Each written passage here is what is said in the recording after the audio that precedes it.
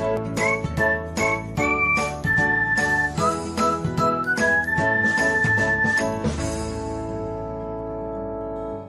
everyone, welcome back to another episode of Technologyglance.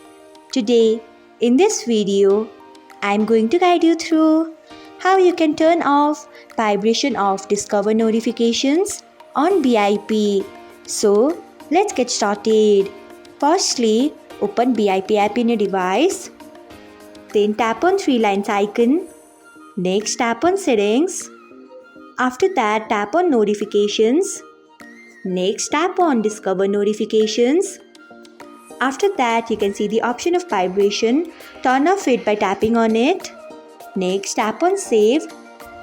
So, this is how you can turn off vibration of Discover notification on BIP.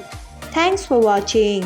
If you found this guide helpful, we would love it if you hit the thumbs up button below. We upload great new tech tutorials like this one every day. So, do not forget to subscribe to our channel and hit the bell icon so that you'll never miss another update.